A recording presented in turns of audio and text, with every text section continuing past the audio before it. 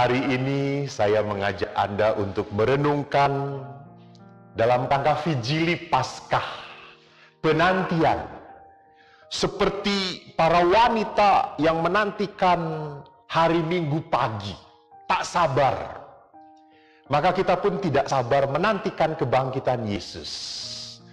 Maka tema rekoleksi pada pagi hari ini adalah berani tetap berharap.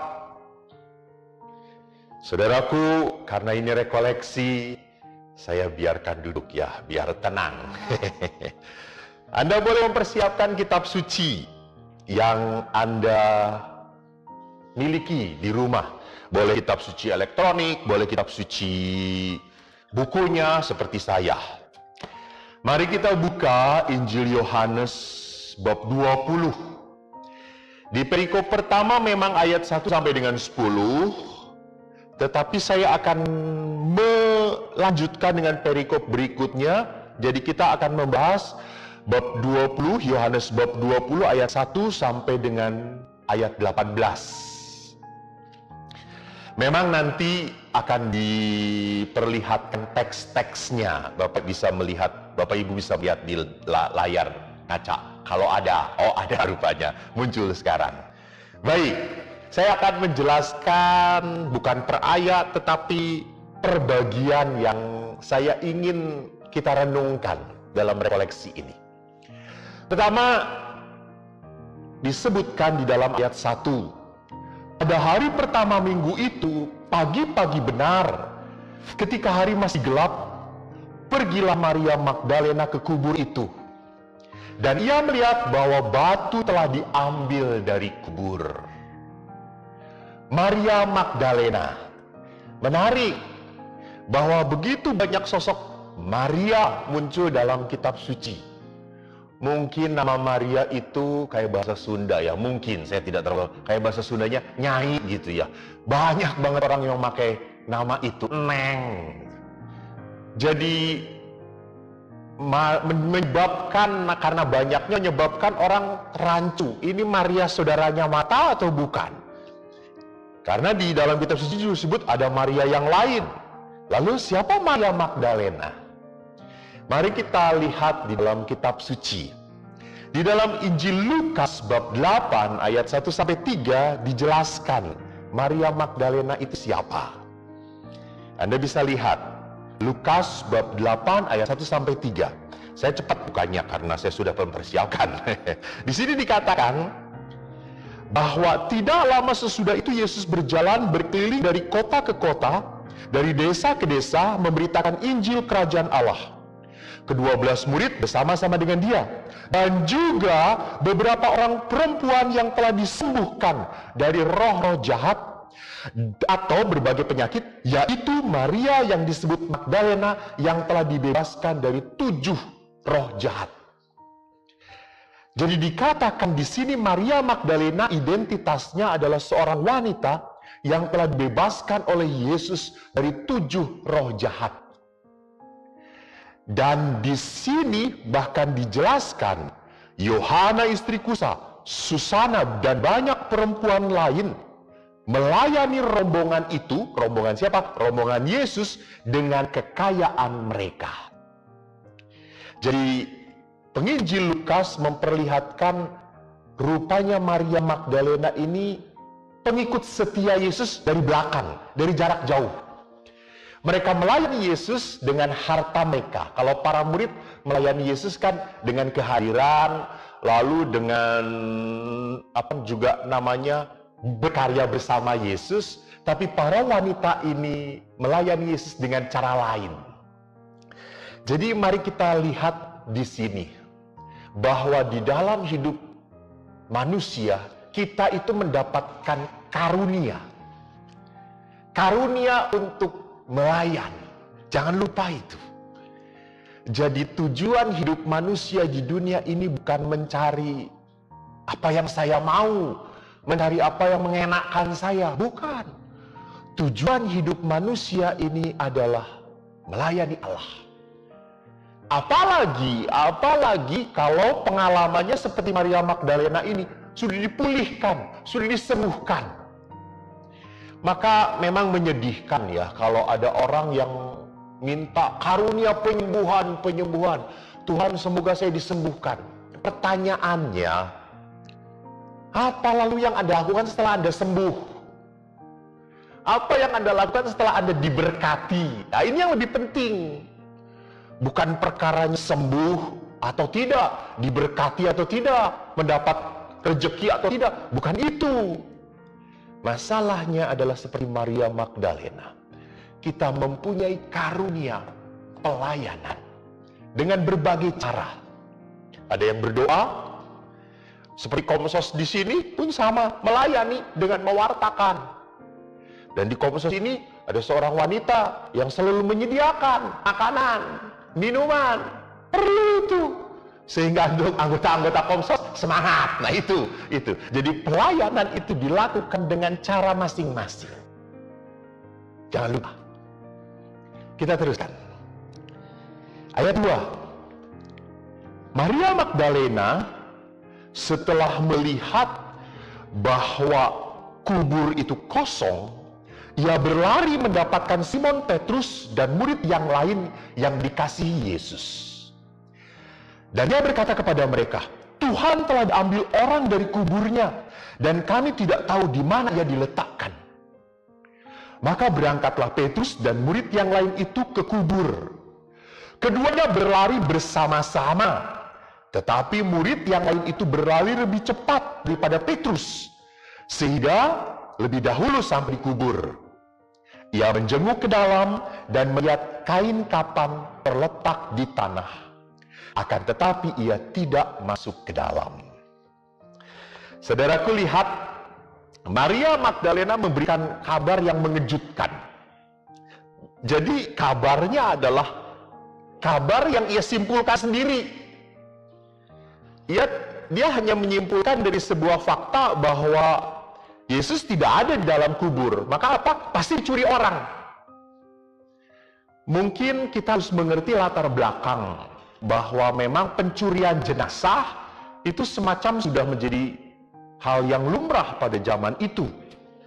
Bahkan kecenderungan bahwa Yesus ini kemungkinan dicuri, jenazahnya itu juga ditulis di dalam Injil Matius bab 27 ayat 64. Coba kita buka. Matius 27 ayat 64. Ini rupanya pola pikir bahwa jenazah Yesus itu hilang bukan karena bangkit tapi karena dicuri, sudah ada tendensinya. Di sini dikatakan, karena itu perintahkanlah untuk menjaga kubur itu sampai hari yang ketiga. Karena sudah dikatakan Yesus menubuatkan bahwa 3 hari lamanya dia akan dikubur, 3 hari. Jikalau tidak, murid-muridnya mungkin datang untuk mencuri dia. Lalu mengatakan kepada rakyat, ia telah bangkit dari antara orang mati, sehingga penyesapan yang terakhir akan lebih buruk akibatnya daripada yang pertama. Jadi di sini para imam dan orang Farisi meminta kepada Pilatus supaya kubur Yesus dijaga, takut dicuri oleh para murid. Jadi kalau Maria Magdalena melihat kenyataan bahwa kubur kosong, langsung berkesimpulan jenazah Yesus dicuri, ini semacam pola pikir Maria Magdalena terrancu, terkontaminasi dengan pola pikir orang-orang pada zaman itu, pada saat itu. Maka apa yang dilakukan oleh Petrus dan Yohanes, mereka berlari, dan rupanya Yohanes lebih dahulu. Yohanes lebih muda daripada Petrus. Jadi Petrus belakangan. Hanya yang perlu kita perhatikan bahwa walaupun Yohanes sudah sampai, ia hanya melihat, dia tidak mau masuk. Mari kita lihat bahwa penginjil di sini memperlihatkan privilege Santo Petrus. Privilege Petrus sebagai murid yang pertama di situ dikatakan. Maka dibiarkan masuk terlebih dahulu. Saudaraku, mari kita coba membawa ayat-ayat ini ke dalam permenungan. Lihat saja bagaimana kalau info kita dapatkan, lalu kita tidak saring, kita tidak resapkan, kita tidak merenungkan, maka kita akan mudah terpengaruh dengan info-info itu dan berita-berita itu. Dan berita-berita itu kalau kita tidak saring baik-baik akan mempengaruhi pikiran kita, dan pikiran itu akan membuat hati pun terpengaruh. Dan kalau pikiran sudah tidak beres, hati makin down, tubuh makin rapuh. Itu koneksinya, itu hubungannya. Jangan berpikir bahwa apa yang kita pikirkan gak mungkin berpengaruh pada hati dan tubuh kita. Tidak, terpengaruh sekali. Maka mari kita mencoba untuk lebih bijaksana, memilah mana yang harus didengar dan mana yang tidak perlu didengarkan, mana yang perlu kita hayati dan mana yang tidak perlu kita ambil pusing. Tidak semua berita itu kita harus tahu. Tidak. Kita lanjutkan ya saudaraku. Semoga Anda belum lelah. Ayat berikutnya. Maka datanglah Simon Petrus menyusul dia masuk ke dalam kubur itu. Ia melihat kain kapan terletak di tanah. Sedangkan kain peluh yang tadinya ada di kepala Yesus tidak terletak dekat kain kapan itu, tetapi agak di samping di tempat yang lain dan sudah tergulung. Bapak Ibu, Petrus datang, tidak menyapa Yohanes, tidak menyapa Maria, dia langsung masuk dalam. Ingin melihat apakah benar apa yang diceritakan oleh Maria Magdalena, bahwa jenazah Yesus tidak ada. Namun, rupanya apa yang dikatakan oleh Maria Magdalena bahwa jenazah Yesus dicuri tidak tepat. Kenapa? Karena penginjil mengatakan tadi bahwa kain peluh yang biasanya dipakai untuk menutupi wajah itu sudah tidak terletak di situ lagi, terletak di samping, bahkan terletaknya sudah tergulung. Apa maksudnya penginjil memberitakan seperti itu? Mau memperlihatkan kalau orang mencuri kan pasti semua terburu-buru ya, tergesa-gesa. Nggak ada pencuri itu rapi, ditata kembali gitu. Ingat zaman dulu, jangan kita bandingkan dengan zaman sekarang. Sekarang kan pencurinya lebih pintar, lebih mutakhir dan seterusnya gitu, punya alat-alat canggih. Namun dulu enggak. Maka untuk memperlihatkan bahwa jenazah Yesus melawan pola pikir orang bahwa jenazah Yesus ini dicuri, di situ dikatakan bahwa kain peluh itu sudah tergulung, rapi. Tidak ada ketergesaan di situ, tidak ada kerusakan di situ, tidak ada keterpaksaan. Jadi apa yang dijadikan sebagai berita yang simpang siur ini, di sini diperjelas bahwa Yesus jenazahnya tidak dicuri orang. Maka saudaraku yang terkasih, kita mencoba untuk memahami bahwa kebangkitan adalah sebuah kenyataan dalam hidup Yesus yang terjadi demi menguatkan iman kita, demi meneguhkan kepercayaan kita, demi membuat kita semakin sadar dan yakin bahwa Yesus tidak dikuasai oleh sengat maut. Kita lanjutkan. Ayat 8 dikatakan, setelah Petrus tadi masuk dan melihat bahwa kain peluh itu tergulung, maka masuklah juga murid lain yang lebih dahulu sampai di kubur itu. Ia melihat dan percaya. Jadi ia melihat itu bukan Petrus ya di sini. Sebab selama itu mereka belum mengerti isi kitab suci yang mengatakan bahwa ia harus bangkit dari antara orang mati. Lalu pulanglah kedua murid itu ke rumah. Jadi kalau kita lihat perlahan-lahan, rupanya ada 3 reaksi dari peristiwa yang sama, kubur kosong. Reaksi pertama adalah Maria Magdalena. Reaksi yang penuh kepanikan, kesedihan, ketakutan, kecemasan, dan reaksi itu menyimpulkan bahwa jenazah Yesus hilang, dicuri. Ini reaksi dari seorang sosok Maria Magdalena yang takut, yang dipengaruhi oleh kata-kata orang. Reaksi kedua dari Petrus memang tidak ditulis di dalam kitab suci. Dikatakan jelas, pulanglah kedua murid itu ke rumah. Jadi reaksi Petrus itu diam saja, flat, tidak menggubris apapun. Mungkin bingung, gitu ya. Lalu reaksi yang ketiga, menarik, reaksi dari Yohanes. Setelah melihat kubur kosong, dikatakan di sana ia langsung percaya. Nih, lihat, melihat kubur kosong, Petrus langsung percaya. Beriman. Jadi Yohanes ini langsung ingat dengan apa yang dikatakan oleh Yesus. Dia bisa mengkoneksikan apa yang diajarkan oleh Yesus dengan kisah yang akhirnya sudah dinubuatkan oleh Yesus sebelumnya. Bapak Ibu, rupanya setiap peristiwa, kejadian dilihat oleh orang memang tidak pernah menghasilkan reaksi yang sama. Yang satu, mungkin kejadian itu hanya terjadi, begitu saja berlalu. Oh ya sudah, tadi ada tabrakan, selesai. Oh tadi ada orang mati, selesai. Tapi ada orang yang mengatakan, ada orang yang tertabrak ya, kasihan. Dia padahal tidak salah apa-apa. Dia berdiri, berada di tempat yang benar. Tiba-tiba orang ini nyelonong, taunya orang ini kena sedang mabok atau apapun. Lihat. Peristiwa ini menjadikan sebuah keprihatinan. Jadi tidak hanya peristiwa begitu saja, tetapi mengambil makna dari setiap kejadian.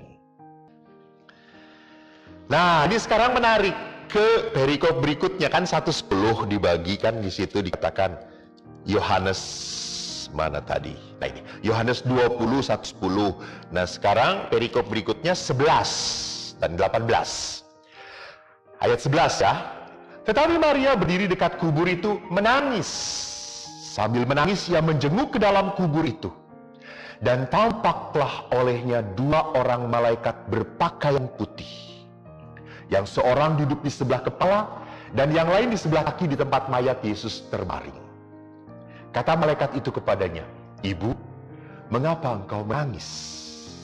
Jawab Maria kepada mereka, "Tuhanku telah diambil orang dan aku tidak tahu di mana ia diletakkan."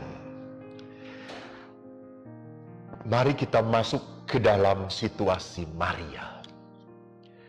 Para murid sudah pergi meninggalkan, tapi Maria tetap dikubur. Dan dikatakan oleh Yohanes Penginjil bahwa ia menangis. Rupanya kesedihan begitu sangat mendalam di hati Maria. Maria punya keinginan saat itu juga ia bertemu dengan jenazah Yesus. Ia bertemu dengan jenazah Yesus supaya bisa merawat jenazah itu. Karena kemarin waktu meninggal tidak sempat untuk merawat jenazah. Maka tidak aneh pada saat ada orang bertanya, "Ibu," dikatakan di situ, "mengapa engkau menangis?" Langsung Maria berkata, "Tuhanku telah diambil orang dan aku tidak tahu di mana ia diletakkan." Maka apa yang saya mau katakan saudaraku, kalau orang bersedih, nah ini pikirannya berduka, maka tidak pernah akan ada sesuatu yang bisa membuka pintu harapan kalau ia tidak mau mengambil jarak dari penderitaan itu. Jadi kalau orang terhisap oleh penderitaan, orang itu mau diomongin seperti apapun, mau dikatakan jangan bersedih ya, jangan menangis ya, tetap orang itu akan masuk ke dalam pikirannya. Tetap akan masuk ke dalam pola pikirnya bahwa saya sedih, titik, saya jengkel, titik, saya menderita, titik, itu saja. maka kita harus belajar mengambil jarak di dalam setiap peristiwa kehidupan. Tidak terlalu terserap oleh peristiwa seperti apapun. Baik itu peristiwa sedih atau peristiwa gembira. Saya ingat sekali ada sebuah cerita ya. Di dalam toko pewayangan itu kan ada Semar, Petruk, Gareng, Bagong. Lalu mereka kan para jenaka kalau di dalam pewayangan itu. Mereka berempat dengan Semar. Semar adalah sosok yang bijaksana, naik gunung. Pada saat naik gunung itu semua Petruk, Bagong, dan temannya, pokoknya kecuali Semar, sedih. 3 punakawan ini pada sedih, aduh naik, aduh berat, aduh nanjak, aduh capek gitu. Tetapi Semar sukacita. Tapi pada saat turun gunung, 3 punakawan ini pada senang sekali. Akhirnya turunan, akhirnya bisa lari, akhirnya nggak capek, gampang turunan. Tapi Semar tenang-tenang saja. Lalu setelah beberapa bukit dilalui, Petruk akhirnya tanya kepada Semar, "Ki Semar, kenapa sih waktu kamu naik, kamu nggak bersedih, kau diam saja, kau tidak bersungut-sungut, dan waktu kita turun dari gunung, kau tidak sukacita, tidak sesenang kami, kenapa?" Lalu Semar berkata, "Nak, ingat, waktu kita naik, jangan terlalu berpikir bahwa kita bersedih. Nanti juga di depan ada turunan. Dan waktu kita menuruni lereng bukit, jangan terlalu bergembira. Jangan-jangan sebentar lagi ada tanjakan."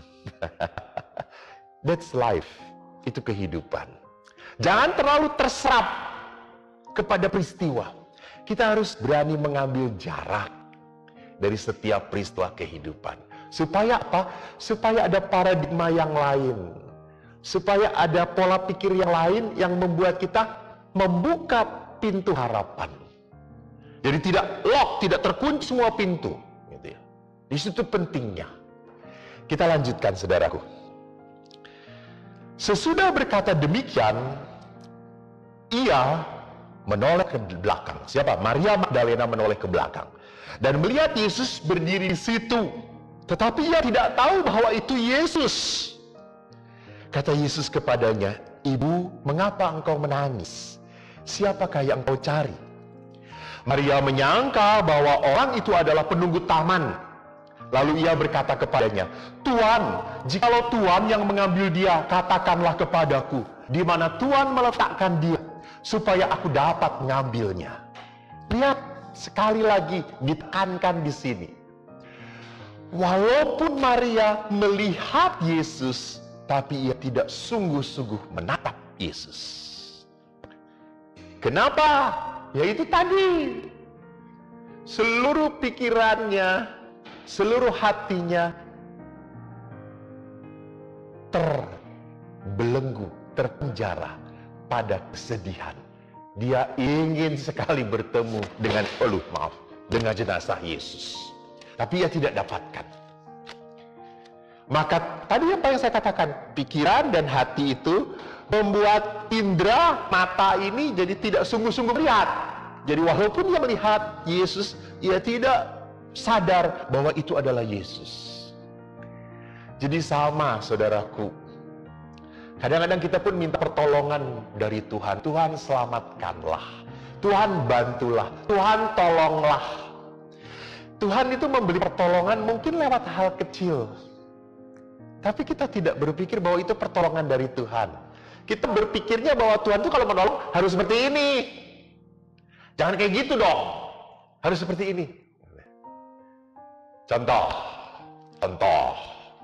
Dan saya sebagai imam juga suka berkata, "Tuhan tolonglah supaya saya jangan tergoda oleh wanita."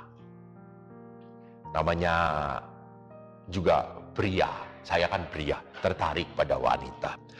Lalu ada ibu-ibu yang mengatakan, "Romo, tolong ya, kalau Romo itu jangan terlalu GR kalau ada wanita yang senang dengan Romo, tersenyum, ngirim makanan. Ingat loh, dia itu bukan tertarik pada Romo, tertarik pada jubahnya. Nah, saya suka kilaf, lalu berpikir, si ibu ini nyebelin nih. Dan nyindir, dia nyinyir. Dia nggak suka karena nggak saya lihatin, nggak saya perhatikan. Ini lihat, saya minta pertolongan dari Tuhan supaya saya dijauhkan dari godaan, tapi Tuhan mengantar ibu ini sebagai penolong yang ajaib. Tidak seperti yang saya inginkan, tidak seperti yang saya harapkan. Lalu saya mengatakan, si ibu ini cuma iri karena saya tidak memperhatikan. Ini lihat. Jadi kita meminta Tuhan menolong, tetapi pertolongan Allah ingin seperti yang saya harapkan. Jadi pertolongan Tuhan bisa seperti apapun, tidak seperti yang kita bayangkan. Di situ pentingnya tadi saya katakan, mengambil jarak. Supaya kita makin tahu, oh iya ya, ibu itu mau mengingatkan saya, oh that's good. Saya harus mengatakan, terima kasih Bu, baik Bu. Nanti lagi kalau ada ibu-ibu yang mengirim kepada saya akan berkata, udah jangan ngirim-ngirim terus. Nanti kita gemuk, gitulah. Jadi saudara yang terkasih, mari kita belajar untuk meminta pertolongan pada Tuhan. Dan biarlah Tuhan itu memberikan cara yang sesuai dengan cara Dia, bukan caraku. Ayat 16, kata Yesus kepadanya, Maria. Maria berpaling dan berkata kepadanya dalam bahasa Ibrani, Rabuni, artinya guru. Kata Yesus kepadanya, janganlah engkau megang aku, sebab aku belum pergi kepada Bapa. Tetapi pergilah kepada saudara-saudaraku dan katakanlah kepada mereka bahwa sekarang aku akan pergi kepada Bapakku dan Bapamu, kepada Allahku dan Allahmu. Saudaraku, lihat, sapaan Yesus pertama adalah, Ibu, mengapa engkau menangis? Sekarang Maria, Yesus menyebut namanya. Yesus menyentuh pribadinya. Yesus memperlihatkan, hei nyonya, kita tuh punya hubungan relasi yang dekat. Maka Yesus memanggil Maria. Maka pada saat dipanggil Maria, Maria teriak, Rabuni.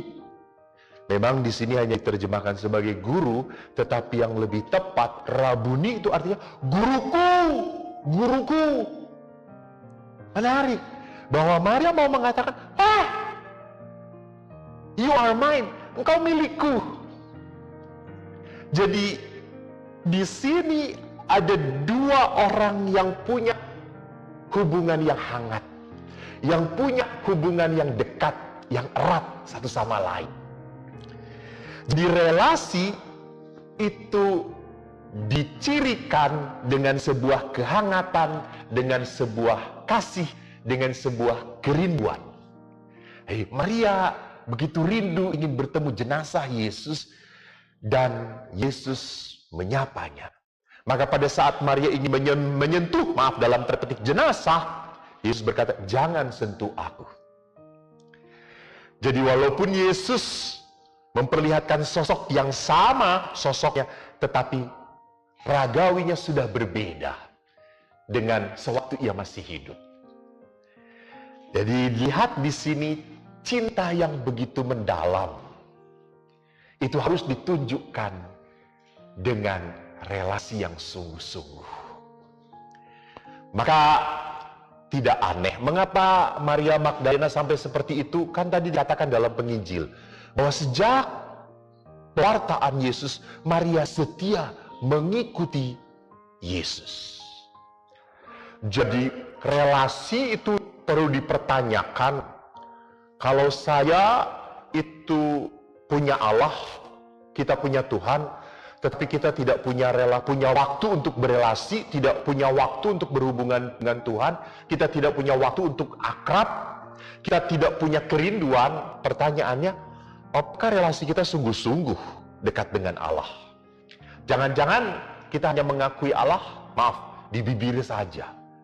Tetapi tidak ada kehangatan, tidak ada getaran jiwa. Gitu. Seperti seorang pacaran, toh. Kalau ketemu pacarnya langsung berat, gitu ya. Ada sesuatu magnet yang kuat, ingin, lu cepet datang deh. Gua ingin ketemu kamu, gua rindu kamu. Ini kerinduan. Ini kerinduan yang ada di antara Maria dan Yesus. Dan ini pun kerinduan yang harus ada di antara kita bersama Bapa. Terakhir, Maria Magdalena pergi dan berkata kepada murid-murid, "Aku telah melihat Tuhan dan juga bahwa Dia yang mengatakan hal-hal itu kepadanya." Maria, saya yakin, memang tidak ditulis, saya yakin dia pergi jalan nyantai, enggak nyantai. Dia cepat lari. Kan tadi ada di kuburan ditinggalkan oleh Petrus dan Yohanes, dia lari. Terbirit-birit, bukan terbirit-birit karena takut, tapi terbirit-birit karena ingin ngomong. Karena sorry ya, perempuan itu kan kalau mau ngomong tuh nggak tahan, mungkin di jalan juga sudah ngomong gitu ya. Weh, Yesus ada, weh, Yesus bangkit bener loh. Yesus nggak dicuri loh, mungkin itu. Jadi dia terbirit-birit dan akhirnya dia langsung ngomong, "Aku telah melihat Tuhan." Lihat, berita yang pertama adalah Yesus dicuri, jenazahnya sekarang terbang. Kenapa? Karena peristiwa perjumpaan dengan Yesus yang bangkit.